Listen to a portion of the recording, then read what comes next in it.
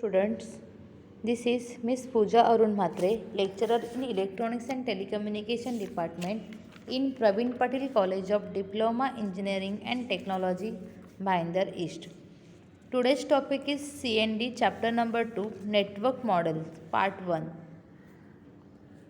The learning course outcomes are reference model, TCP/IP protocol suite with defined protocol in respective layers. First one is the physical layer. In this we will see the introduction and functions of physical layer. Second one is a data link layer. In this we will see the introduction and function of the data link layer. Reference model. A reference model in a networking is a conceptual layout that describes how communication between devices should occur. That means network is a combination of hardware and software, and in reference model how the communication will occur we will see. So the software used in a network is equally important as hardware, and the network software is highly structured nowadays. For the efficient communication, the reference model identifies the tasks involved in an intercomputer communication. So the task they evolve in a intercomputer communication. It is divided in a logical groups called a layers. So with each layer performing in a specific functions. Here the diagram showing the 5-layer architecture of the reference model. The left hand side and the right hand side there are the host. Host 1 is connected to the host 2, that means host 1 is transferring the data to the host 2, then host 2 is replying to the host 1. Here the virtually all the layers are connected to each other. The host 1 layer 5 is sending the message from the layer 5 to layer 1, then the physical medium transfer the message from the layer 1 to the layer 5 to the host 2, and every layers have a interface between the layer. So an interface defines the operation and services offered by the lower layer to the upper layer. The interface defines the operation of this and the services offered by the lower layer to the upper layer. So there is an interface between the each pair of the adjacent layers. So data and the control information is passed on to the lower layer until to the lowest layer, that is the layer 1, which is reached, and below the layer 1 it lies a physical medium such as coaxial cable, through fiber optic cable, etc., through which is actually transfer the data and control the information task place.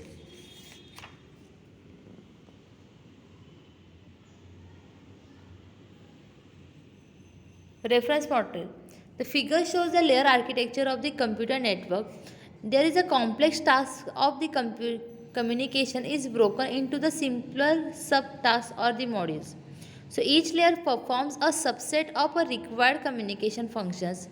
Each layer relies on the next lower layer to perform a more primitive functions.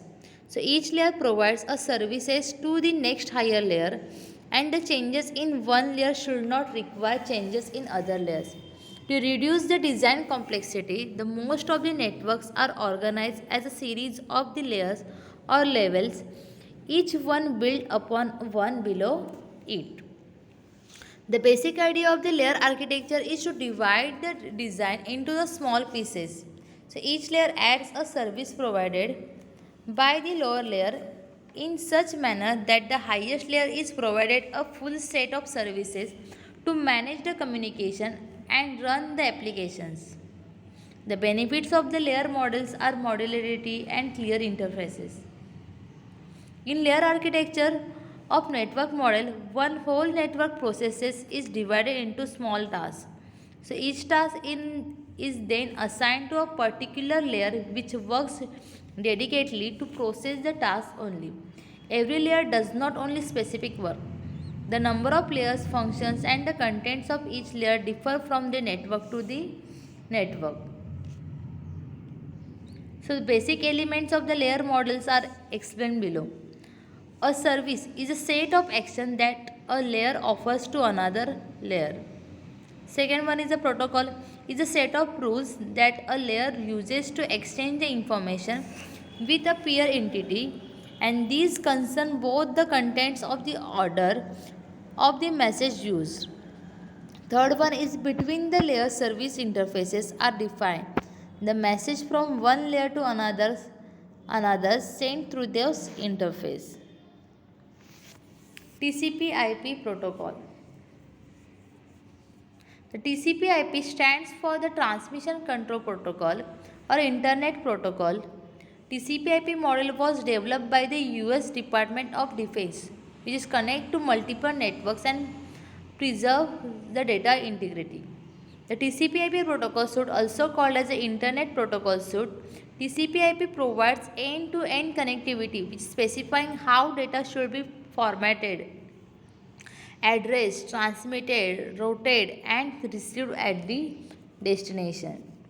So, after discussing the reference model, the protocol layering, and about logical communication which is take place between the layers, now it's time to learn the TCP/IP protocol. So, protocol suite is defined as a set of protocols which is organized in a different layers. So, TCP/IP protocol suite is used in the internet today. And the TCP/IP is a hierarchical protocol suite. That means upper layer protocol receives supports and services from either the one or more lower level protocol. Here the diagram showing the 5-layer TCP/IP model.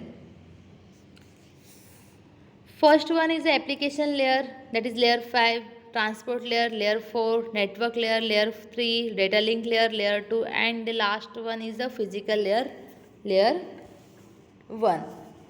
So in order to understand how the communication takes place between the various layers of TCP/IP protocol suite, we have considered a small internetwork consisting of the 3 LANs, which is LANs connected to each other. In this figure, the first layer of the TCP/IP protocol suite is a physical layer. The layer 1 is the physical layer. It sends and receives the signals on the physical wire or antenna to transmit the bits found in a frames. There is a PHY found, that is physical layer found at the end of every network interface, that is the end of the wire or antenna.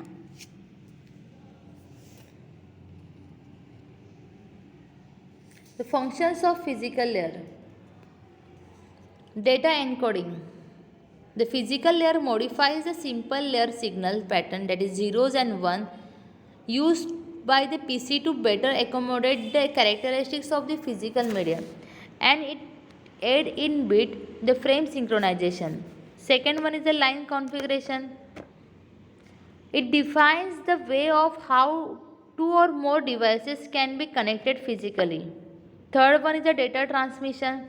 It defines the transmission mode, whether it's simplex, half duplex, or full duplex mode between the two devices on the network.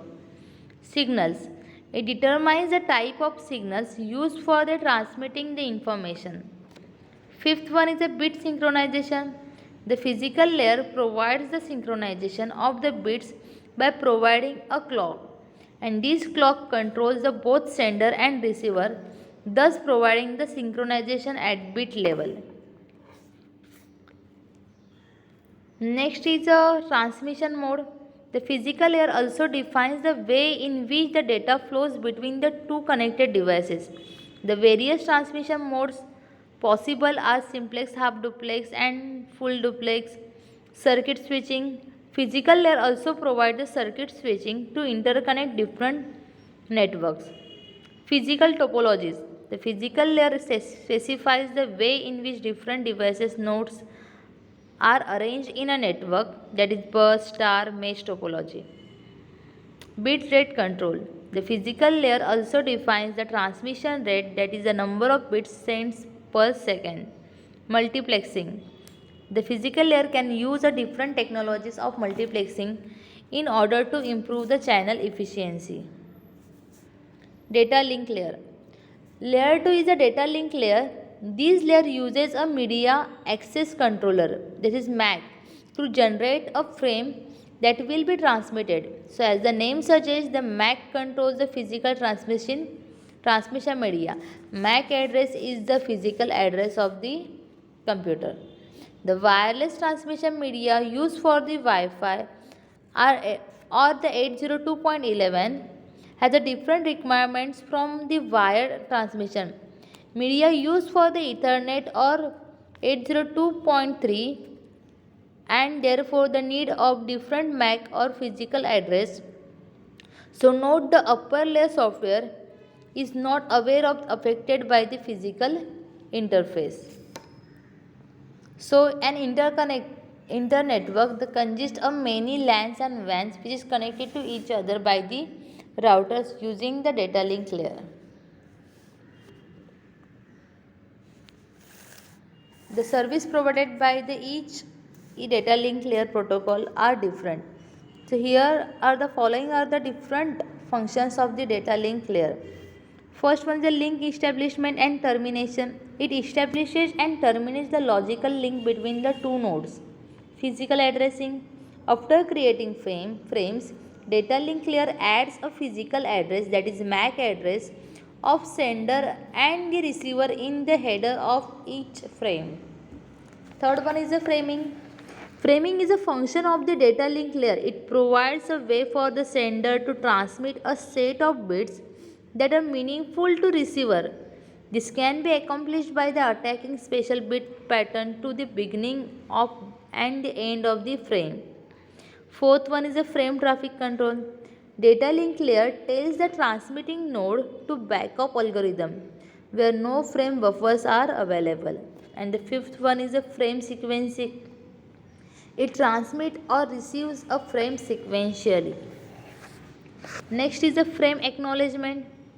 Data link layer provides or expects the acknowledgement of the data. Error control. Data link layer provides a mechanism for error control in which it detects and retransmits damaged or lost frames. Flow control. The data rate must be constant on both sides, else the data may get corrupted. Thus, the flow control coordinates that amount of data that can be sent before receiving the acknowledgement. Access control. When a single communication channel is shared by multiple devices, MAC sublayer of data link layer helps to determine which device has control over the channel at given time. Feedback.